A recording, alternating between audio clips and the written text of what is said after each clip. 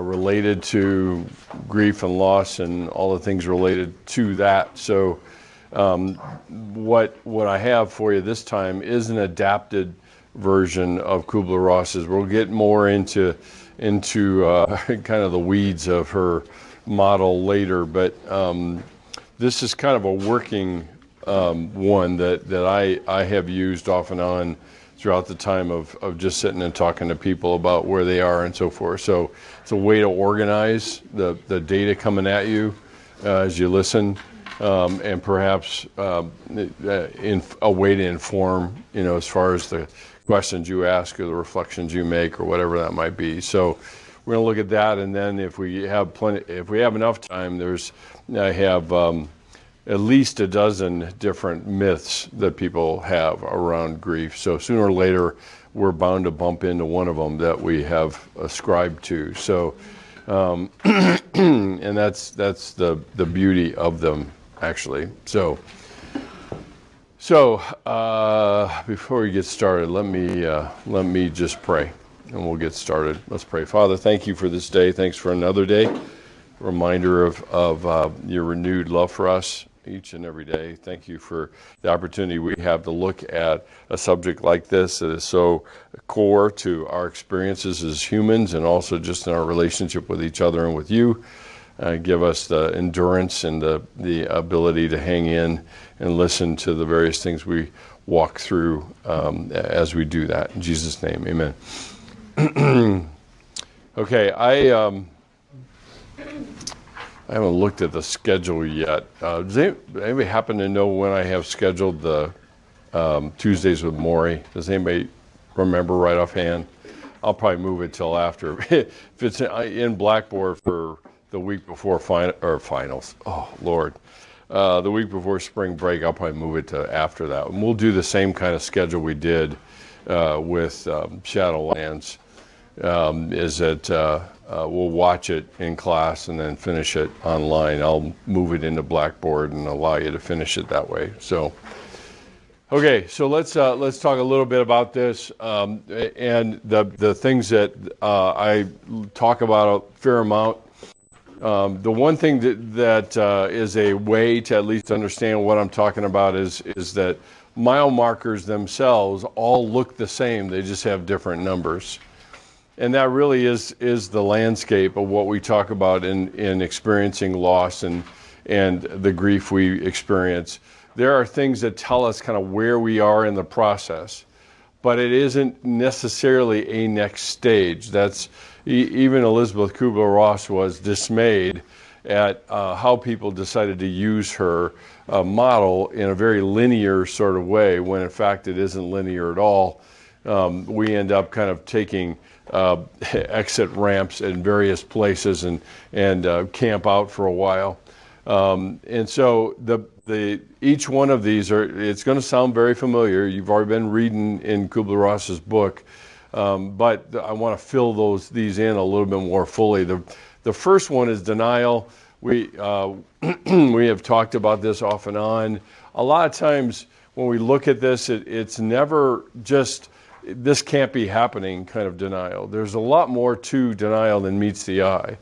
The one thing that Kubler-Ross talks about, and certainly other authors you've read, is that there is a certain grace in denial. It isn't fundamentally always bad.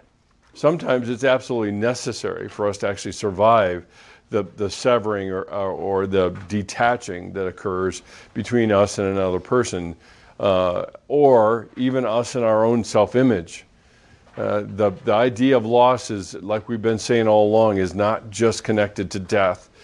It oftentimes is connected to reconstructing, if you will, even our understandings of ourselves. So when David talks about this in 2 Samuel, when he hears of Absalom's death, he ends up saying, "Oh, that I would have died instead of you." The thing to keep in mind about denial is that it works to contain the pain. And that's always going to be the case. This is really the first step in the process of addressing this. And that's what David did.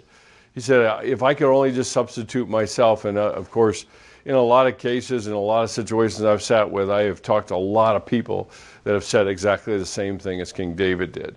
So the other part of this is we usually can do our denial in one of three ways.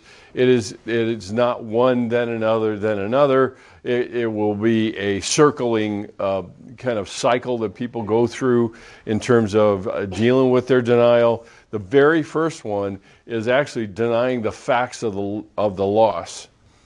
In a lot of cases, we tend to mummify that person or whatever our image of ourselves might be, or whatever the relationship once was. We can kind of keep it right in place and not allow it to change at all.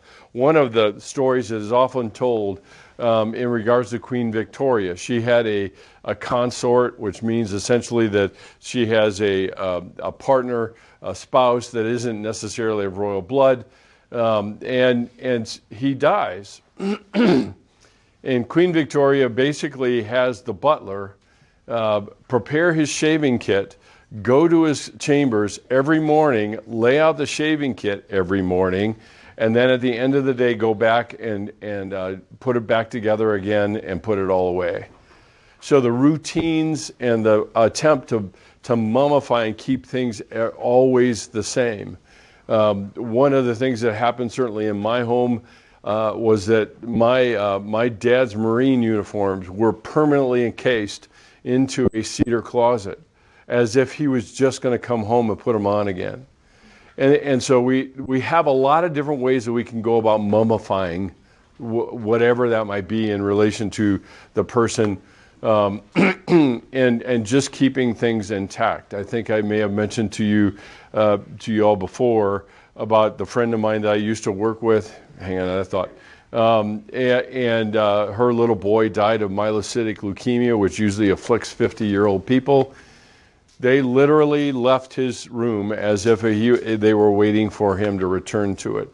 Eventually, they dismantled it. But for a long period of time, they left it just the way it was, like I said, just waiting for him to return to it. Yeah, I mean. Are those actions unhealthy? Not necessarily. They are really a part of trying to regain control over an out-of-control situation. So they're not, and I think eventually when we get to talking about even the difference between the genders and how they grieve, there's just coping mechanisms that are very different, and this is just a necessary part of the process.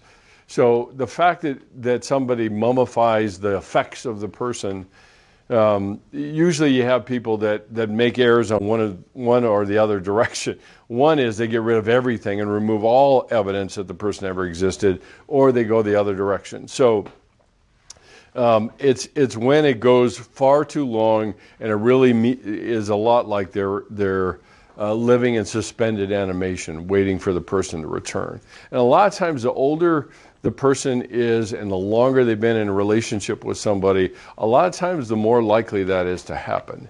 My father-in-law is still that way, and one of the comments my wife made when she came back from visiting him was that it was like he was in a holding pattern.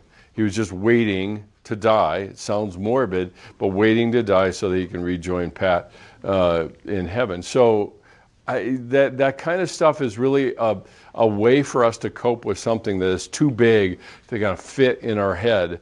And like I said, denial is a grace. It allows us to grab things when we can, as we can, and be able to incorporate it into kind of the tapestry of our lives so we can rewrite another story. At the front end, we always resist that story and what goes into it. Now, let me give you a quick example. This is what you're going to see is a very young Zac Efron. He was in a movie, Charlie St. Cloud. He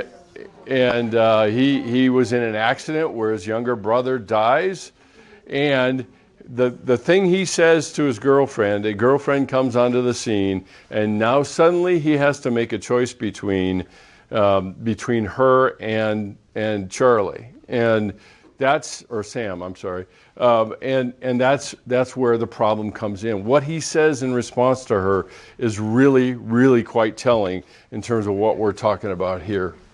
Sam!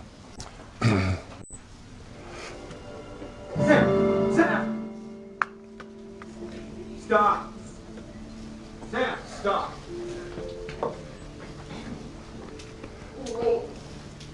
I couldn't help it. I can feel you getting me. Oh, Sam. Without you, I feel myself start to disappear. You know, Are you scared?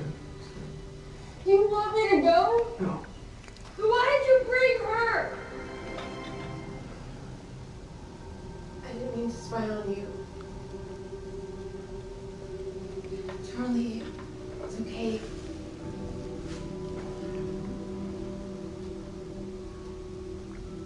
Sam, I'm with you. Charlie, you don't have to explain anything to me. We need a pack of every day at sunset. I believe in you. Can't lose Sam, Tess. Can't lose Sam. Let's go. Let's go. The more I'm in your world, the less I can be in his. Charlie, at some point we all have to let go.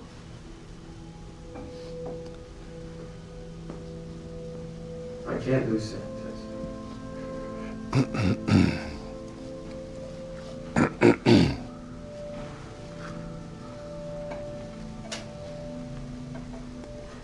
Bye, Tess. Good luck with the race. You didn't die in that car crash, Charlie.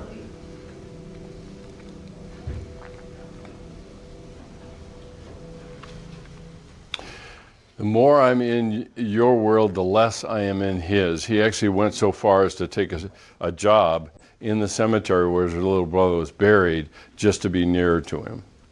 So there are a variety of ways that we use to try to stay connected. And a lot of times it's things like that, or things like belongings, or things like that end up looking a little bit like a shrine almost to the other person, waiting for them. Yeah, Bridget. Do you think that this like connective behavior is more on the side of we can't let go, or do you think it's more like we feel like we owe it to them to grieve in this way? Or do you think it's kind of like a process of both? It is both of those. I think at the front end, it's pretty hard to let go at all, because we're sure. I think we are completely convinced that that if I let go, all the memories will go with it, and that we're very convinced of that. I think most people I've ever talked to are convinced of that. So I hang on so tightly that that's the only way I can really hang on to the person that we're talking about, or the memories that I have of them and things like that. The problem is the tighter we hang on to something, the more likely it is that we choke it off. And at least what I found over the course of my journey is that the tighter I hung on to it, the less memories I had. And so there's a certain can't part to it. The other part of it is that just part of the process is beginning to slowly, she said, she's trying to introduce a concept to him way before he is ever ready to do that. So, and that would be a very good example of big T truth ill-timed. At some point, we all have to let go. Okay, that may be true, but right now that's not where I'm at.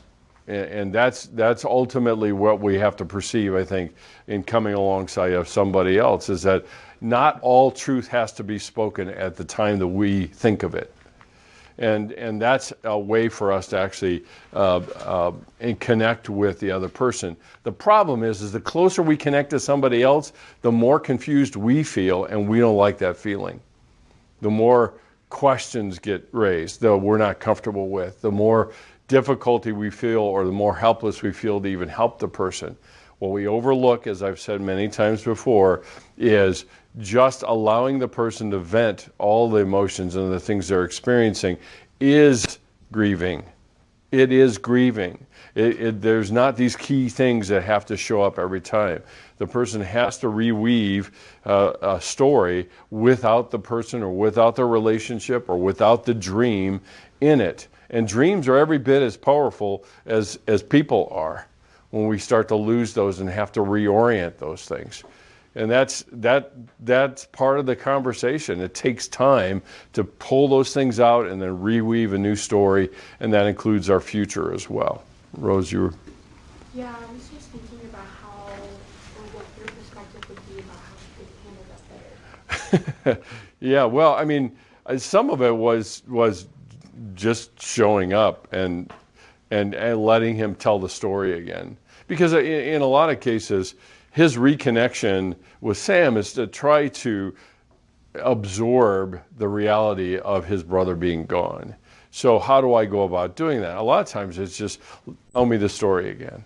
And what do you hope for being here? And those kinds of things. And as irrational as they may be, it's fine. It is okay. Because there's a certain amount of irrationality that is embedded in grief. It doesn't make the person psychotic. It just makes the person disorganized because they can't get an organization going without that dream or without that person in it. And that's where the difficulty arises around it. So, I think she could have just come up and said, I'm sorry, Charlie, what's going on? And that would have been a lot. Of course, it doesn't make nearly as good of a storyline. So, all right.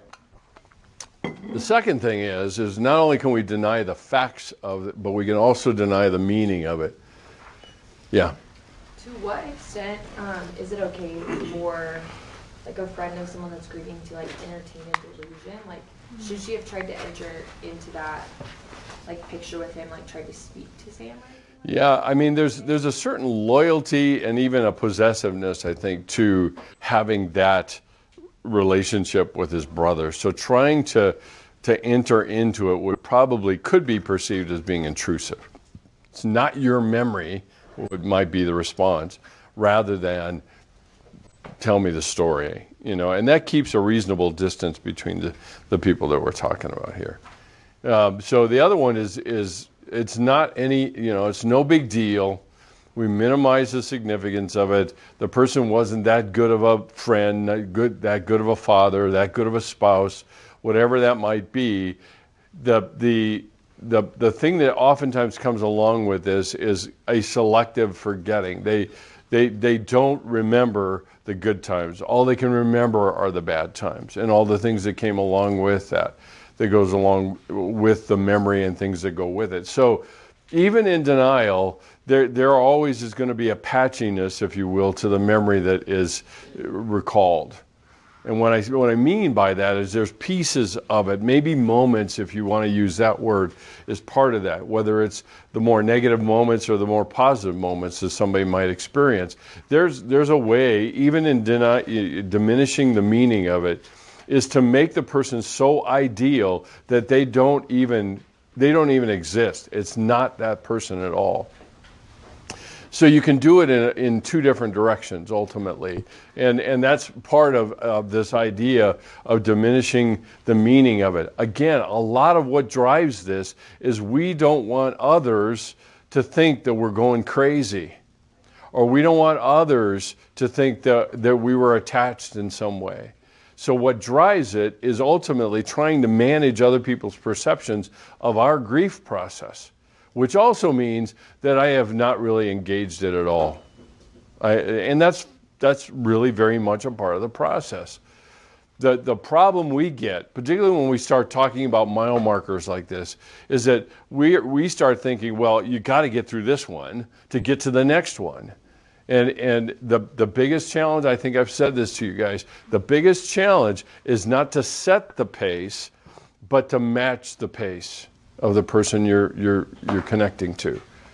And that's difficult because we've got, you're armed with all this wonderful information and you want to be able to help the person, but you're going to have to go at their pace, not yours. And that is a challenge. It is, because we want better for them. We want them to feel better. We want emotions for them that they're not even ready to have. Just understand that, okay? You want them to feel better, and if they feel better right then, they're going to be doing this. They're going to be doing this. So we've got to find a way in terms of connecting with people to give them permission to be where they're at. And that's, again, you guys have heard me say it before. How can I meet somebody where they're at, not where they're supposed to be or should be? This ends up describing kind of a should be.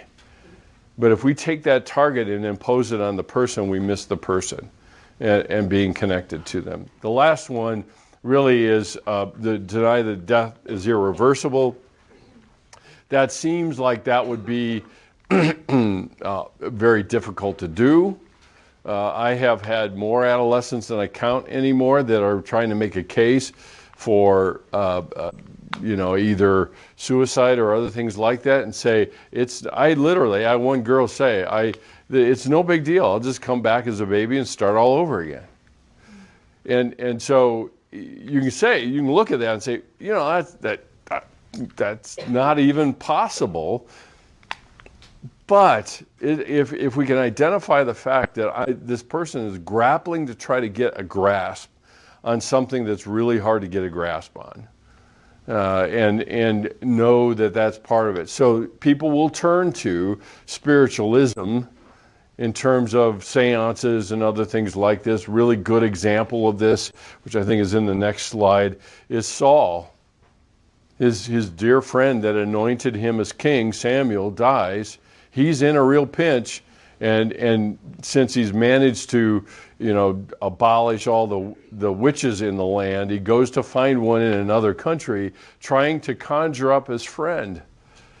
And that's, we have strange pictures even in Scripture for that one, but the idea that the existence of an afterlife is used as a defense against that. And a lot of times Christians do that. We can say, oh, they're so much better off, or I'll meet them then. And while that's true, that doesn't remove the sadness.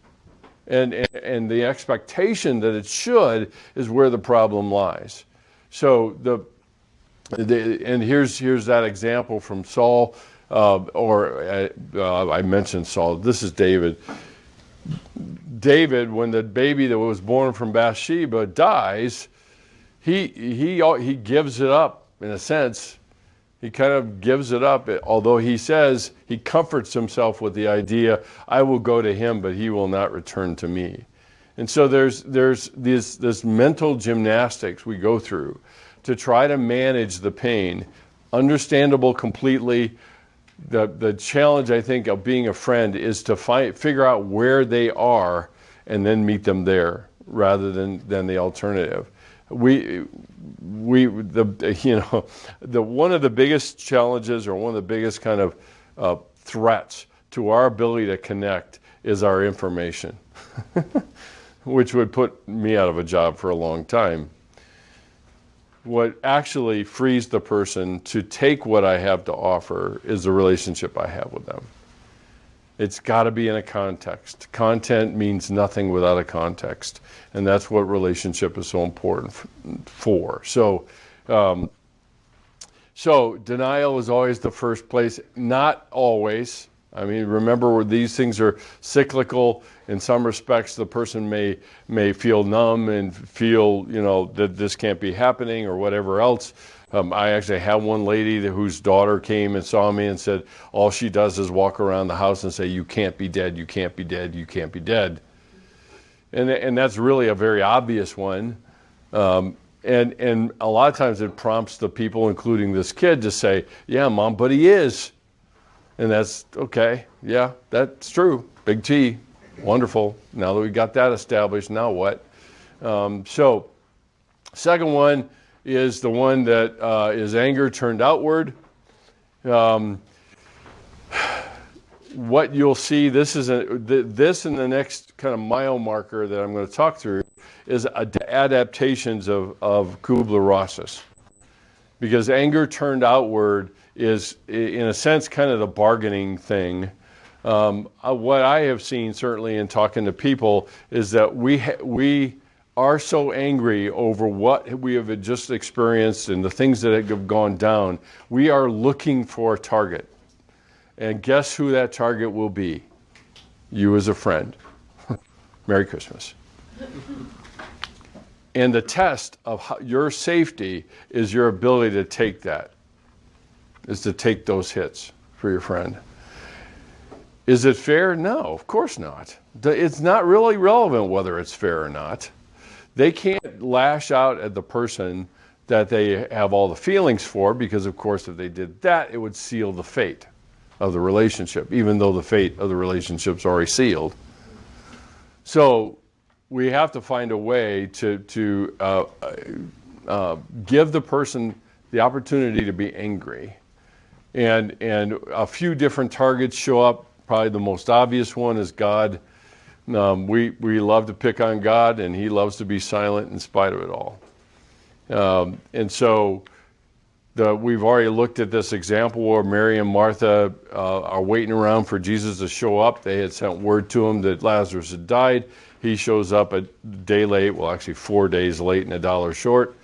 And they both are ticked. They are both ticked at him. And what they say is what I have heard innumerable people say about saying that to God. If you're so powerful, if you're so wonderful, if you really cared, you would make sure this wouldn't happen or didn't happen. And so it ends up being a test of God's love for us, of him interfering into human affairs. The thing that we love to do with all of this is make if-then connections. If God loved me, then this wouldn't happen. If I'd been a better Christian, this wouldn't happen. If then, all of those things are built around how can I manage, how can I control the impact that this has on me.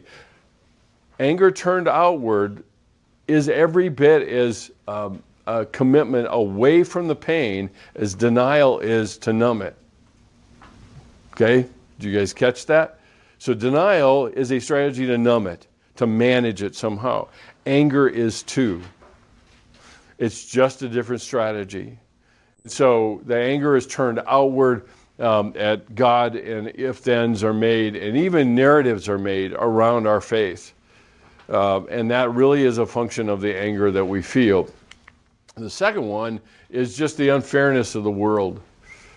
Some, in a Christianese, it might be the awful effects of sin in our lives, the brokenness of the world that we live in, the brokenness of the bodies that we have, the brokenness of our dreams, and we misread something or we hope all the wrong things. A lot of times, even with dreams, I've had a lot of people, including myself, say, well, I'll just kill the dream because keeping the dream alive, it hurts too much.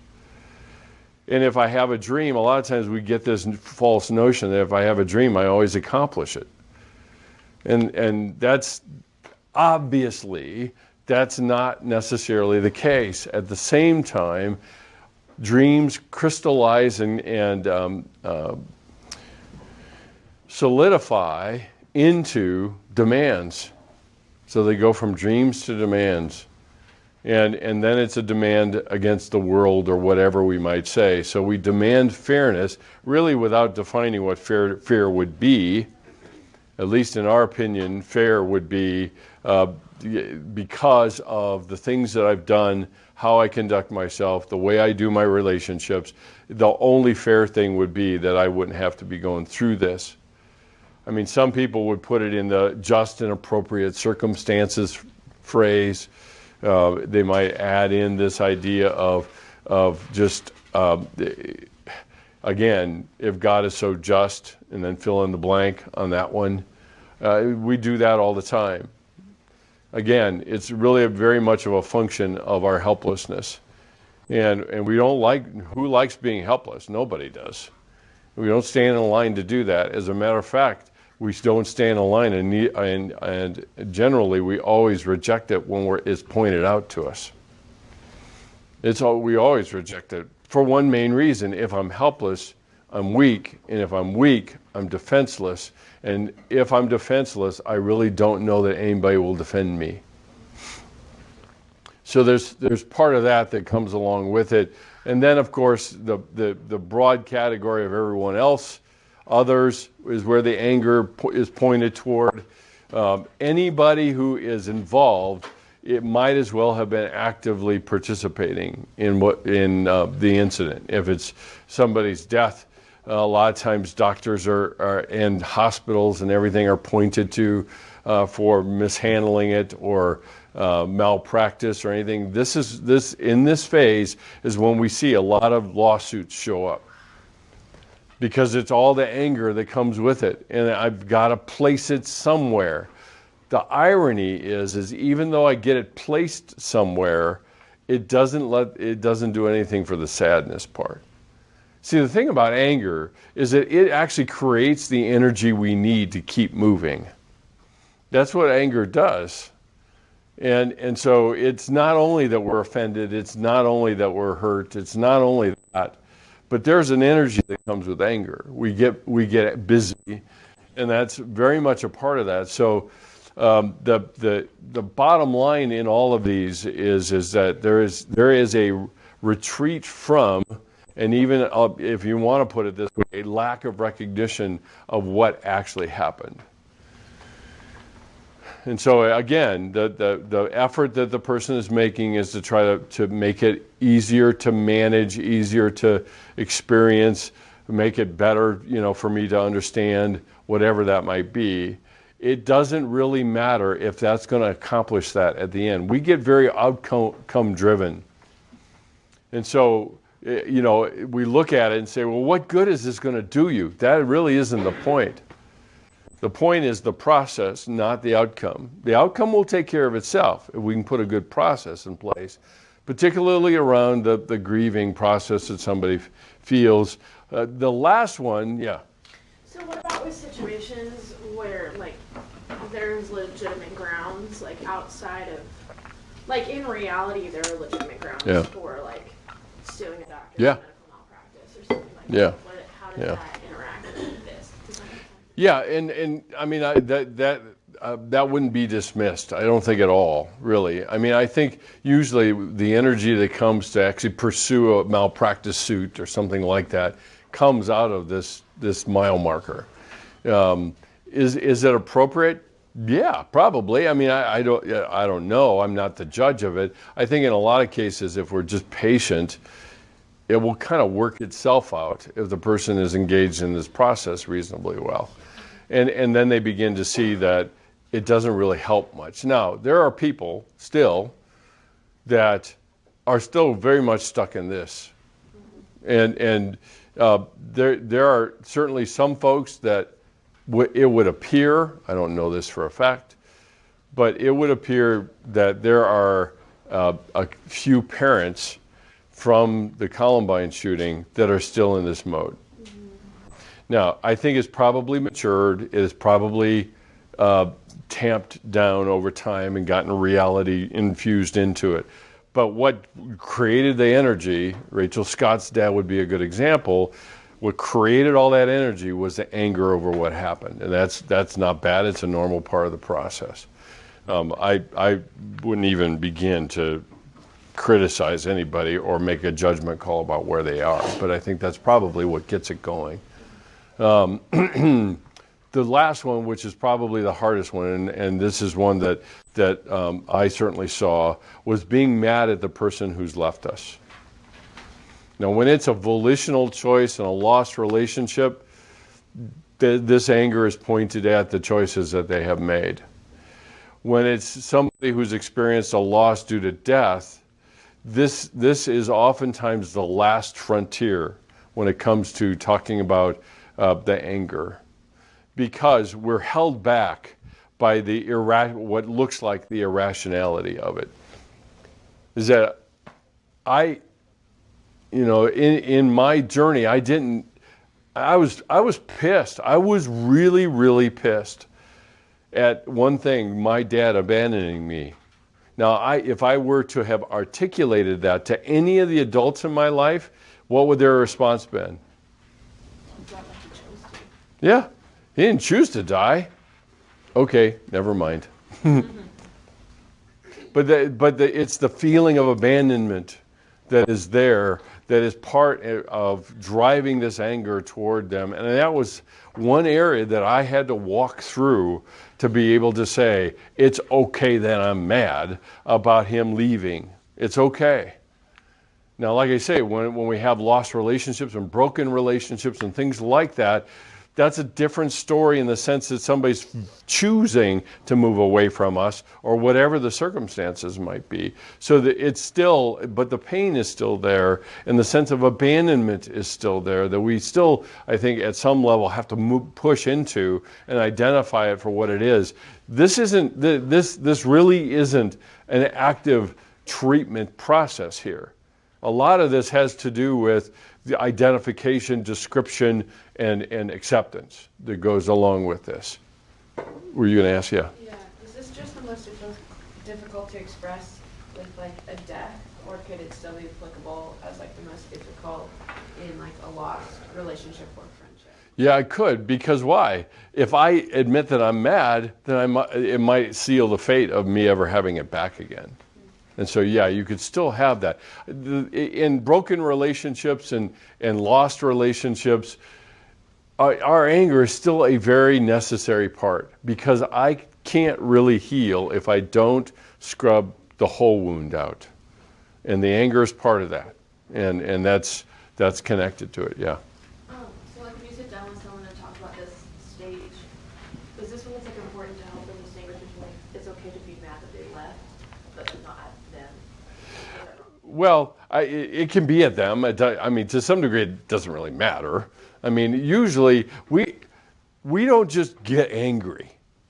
You know, it's not like Hulk that I just get there and I'm angry. More often than not, our anger has a target. And most of the time, when people tell me that they're angry, my next question is, at whom? Because it usually has a target. It's whoever has threatened the relationship, and threatened it by leaving, threatened it by dying, threatened it by whatever. So our anger isn't just a ambiguous, kind of nebulous sort of thing that I'm just angry. Or the worst part about it is people feel angry and then they make the conclusion, well, I must be an angry person, which is a lie from hell and smells like smoke. I just have anger over the whole thing. That's it. And anger is a function of how much I cared. We don't get angry about things we don't care about, last I checked. But our anger is an indication, and if you want to go even farther into talking about Bowlby's stuff, it is an indication of the attachment we have created with the person.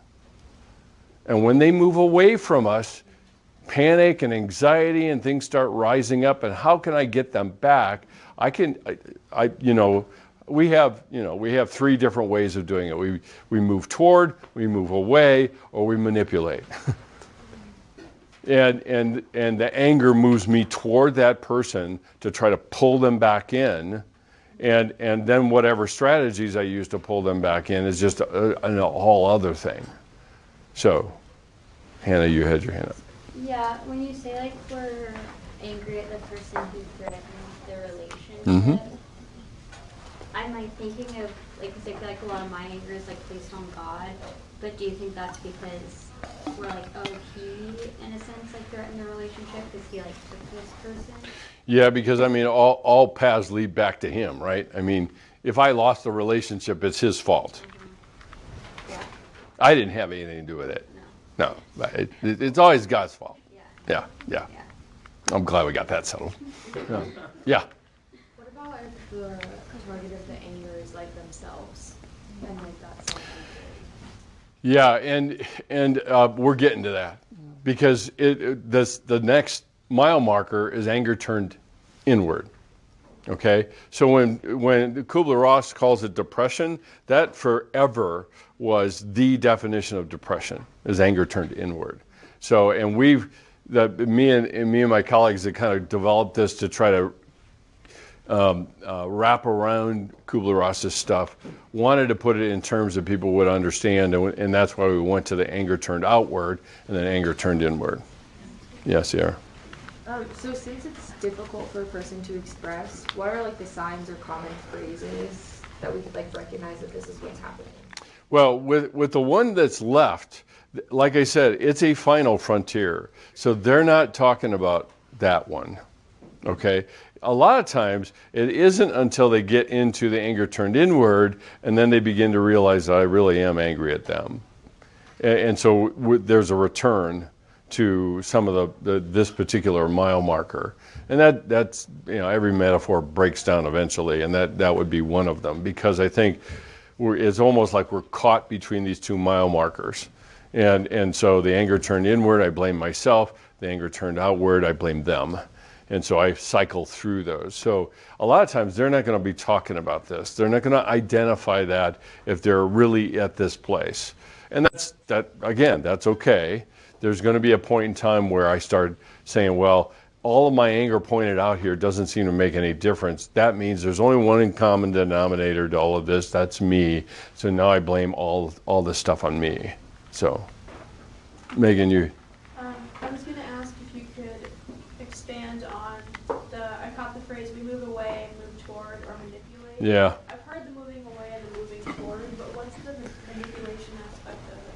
Out of curiosity. Yeah, well, moving away to some degree is either getting away, like the distance part, or it's a manipulative ploy to get somebody to chase us. So moving away is we expect the person to chase us. So that's where the manipulation comes in. When I move towards somebody, there is always going to be the risk that most of these strategies are to attempt to keep the relationship intact.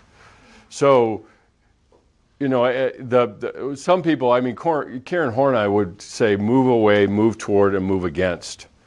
And the manipulation / control thing, I think, is what I see more of. So I move away, pursue me. I move toward, embrace me. And if you're not going to do that, then I'm going to manipulate to try to get those things. And even if it's a substitute relationship and they're just being compliant, I'll settle for that. Okay. So I think that's part of the reason why loss to death is so difficult, because it literally puts a punctuation at the end of the sentence that I can't get around. I can't manipulate somebody who's dead.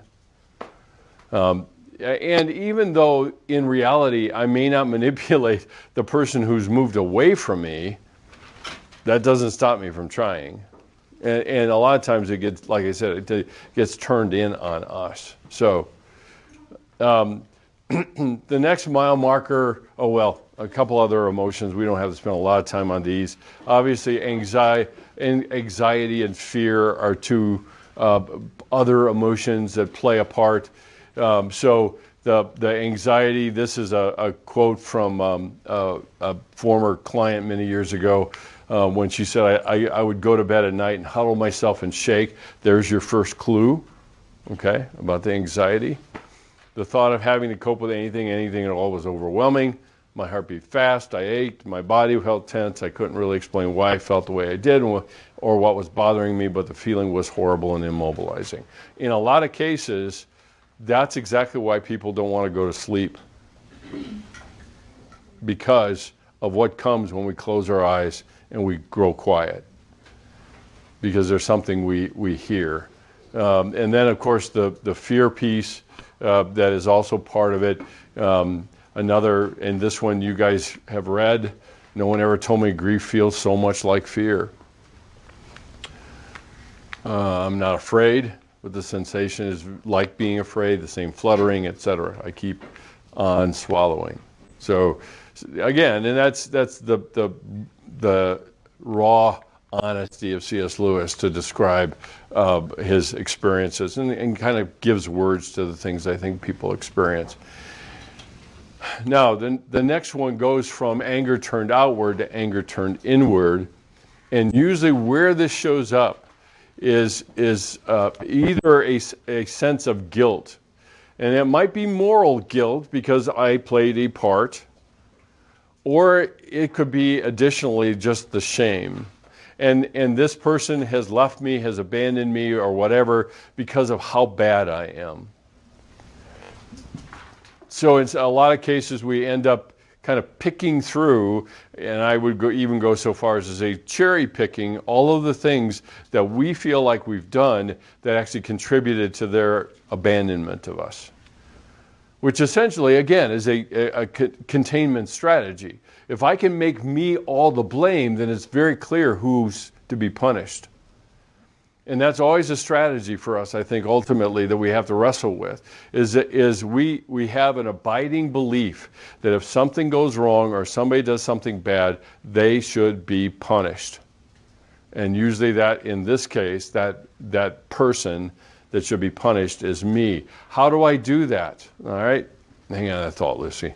How do I do that? I find ways to keep good from happening in my life. I sabotage good because it's a way to withhold goodness to me that is offered because I am not worthy of that. So the anger turns inward on me. I begin to say, this all has happened because of something I did or some quality about me that has contributed to it, and therefore then I've got an explanation for it. And that's what drives both of these, by the way, is that if I can explain this thing, I can control it. And if I can control it, I can stay safe. If I stay safe, I won't hurt.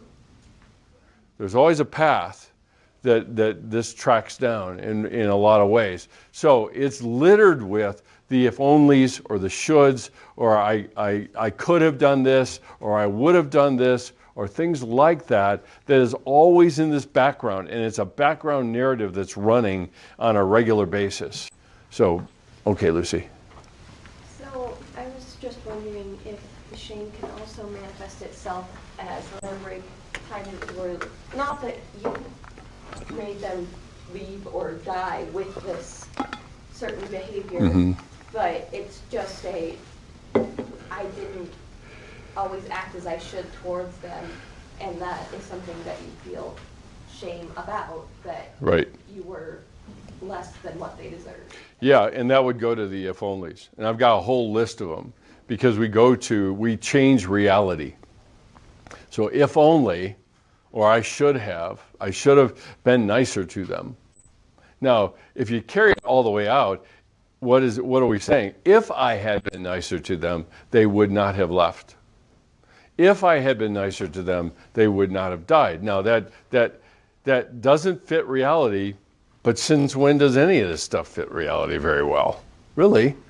And we got to accept that first before we're going to actually deal with what's actually going on inside of us and dealing with it in real time in an accepting way. Because I've said this to you guys before, you've heard me say it, we can't change what we won't accept.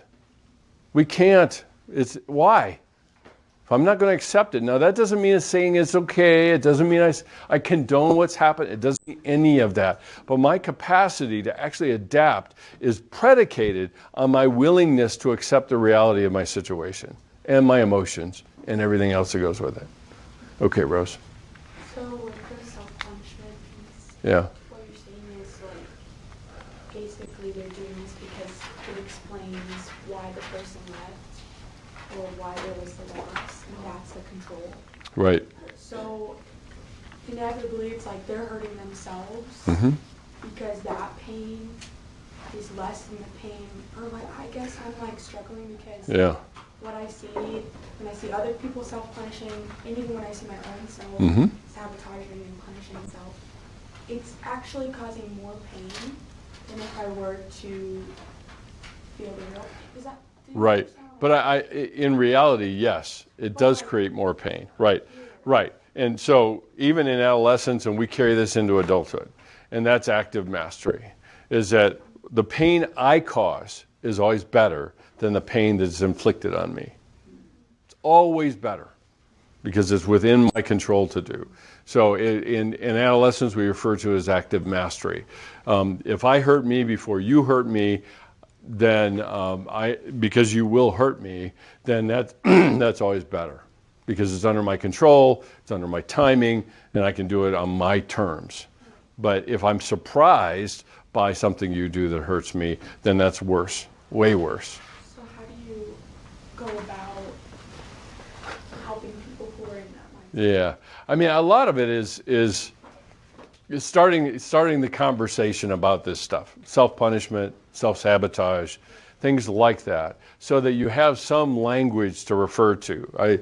I periodically, even in my relationships with a lot of my daughters, I've done the same thing, where I've said, "You're sabotaging something that's good. Is that what you want to do?" And I've introduced the concept, and then they have to choose, which they're not usually very pleased with, because they don't want to choose. They would rather point the gun at themselves because it's easier than point the gun at the person who's hurt me, because then I have to deal with them again. And I really don't want to do that. I'd rather shoot them, but I'll just point it at me. Yeah. So would that kind of play in with the idea of like trading losses? Of like, it's gonna, like they're both such a big loss, and they're both like gonna hurt a lot, but you'll trade like what you think will be the lesser loss Yeah. for the greater loss, like Yeah. facing and dealing with it. Might seem like the greater loss because it's so in control, but like just self-punishing, Right. in a sense, like feels like the lesser loss. Yeah, it's a loss that I engineer. Right. Yes, Bridget. Is the same dynamic work with anger toward, or anger turned outward, where the pain that we cause others is less hurtful than the pain that they cause us? So like you hurt them before they can hurt us, even though we've already been hurt by them. Like maybe the person who's been lost almost, or the person that we have lost, being angry at them almost like makes up for the fact that if I'm angry at you, then like you being, like you hurting me. Yeah, well, it's kind of a balancing scale, right? I mean, I'm trying to match the pain that they've created in me, in them. And it, you always get back to the longer conversation about forgiveness, and that's, drinking rat poison, waiting for the rat to die. So we invoke the pain, hoping that eventually that will move them. And a lot of times I'll say to somebody, so what happens if they don't care that you're doing that? What happens? And it's like, well, it's just the principle of the thing. All right, good. Enjoy the principle. Let me know how that works for you. So here's a few of these, if onlys. And these refer to specifically the relationships or the circumstances surrounding it.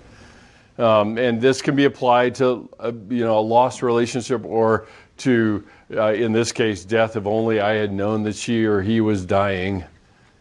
If only I had forbidden the person to drive.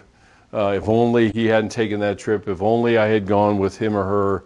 All of these things, if onlys, are really a management or a distortion of reality. Because the reality is, I didn't. But now I'm saying, if I can just rewrite history, then I can figure out how to make this thing turn out the right way. So, and those kind of if-onlys are around relationship and circumstances. Here are a few more. This is all around death. If he had only seen the physician more, if I'd only insisted she work shorter hours, if only I had taken his symptoms or symptoms more seriously.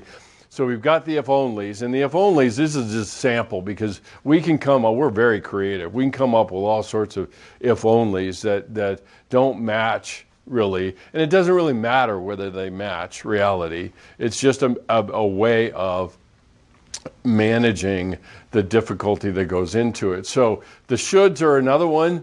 If-only, skip that one. Oh man, I had a lot of them. Okay. The idea of the shoulds is really kind of resetting the table. I should have, And so it's not only an if only, but it's a now I should have. It becomes an imperative.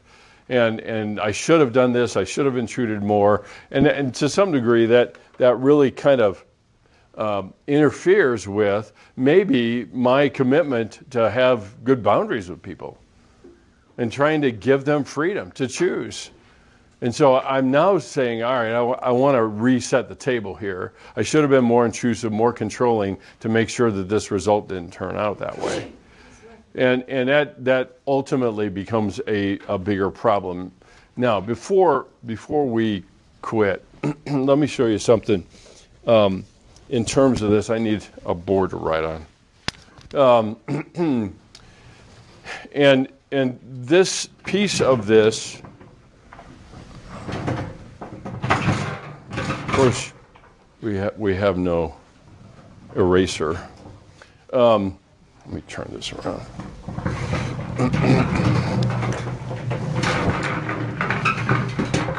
If we were to trace, and I'll lay these all out for you. So we already talked about denial, and then we've got anger, out, anger, in. Where we're going to get to is genuine grief. Oops. And resolution.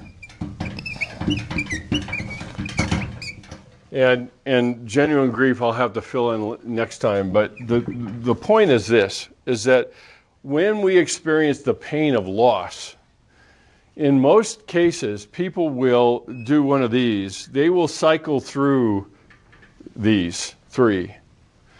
And one way to think about these is what I call these stages or mile markers, pain containment.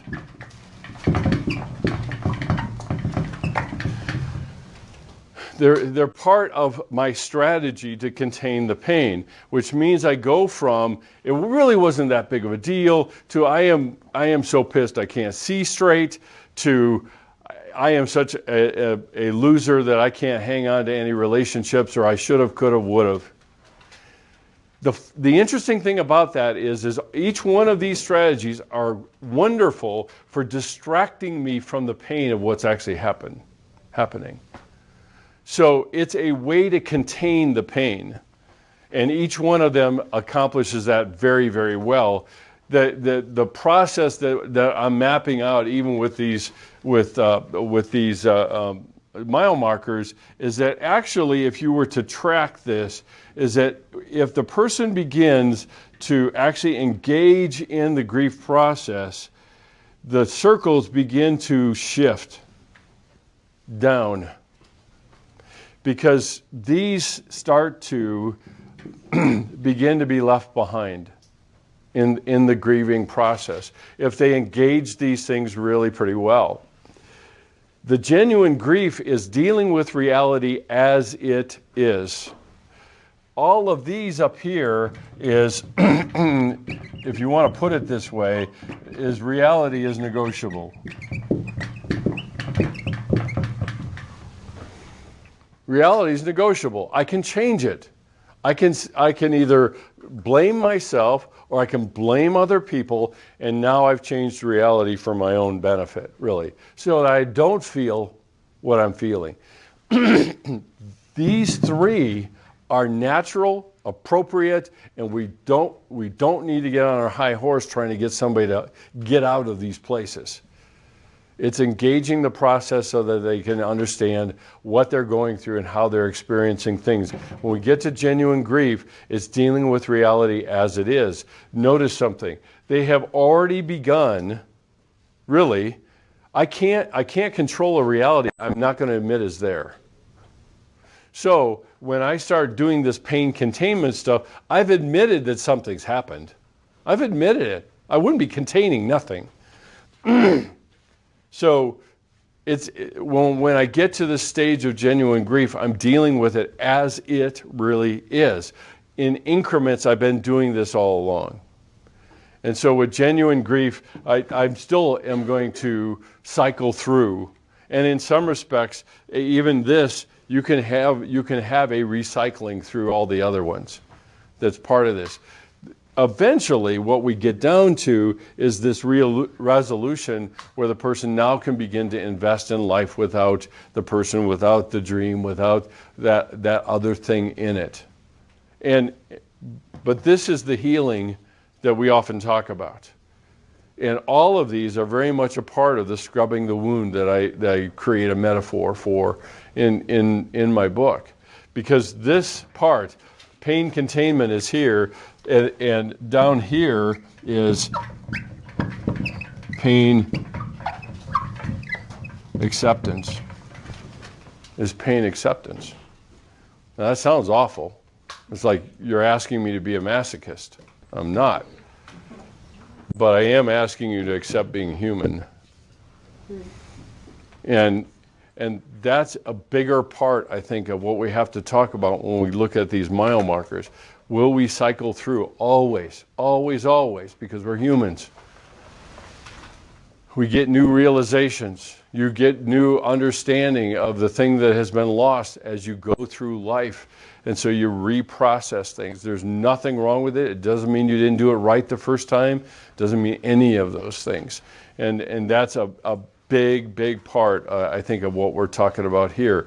Those pain containment stages or mile markers are as necessary as the genuine grief is. They're as necessary. And so if we validate those, accept those for what they are, guess what? We get that much quickly to the genuine grief, which, by the way, when I start this process, I don't want anything to do with the genuine grief. I'd be so overwhelmed I wouldn't be able to function. So these other things are necessary for me to actually function, and my understanding of them. Okay, any questions? We'll tackle the myths next week. I'll see you then.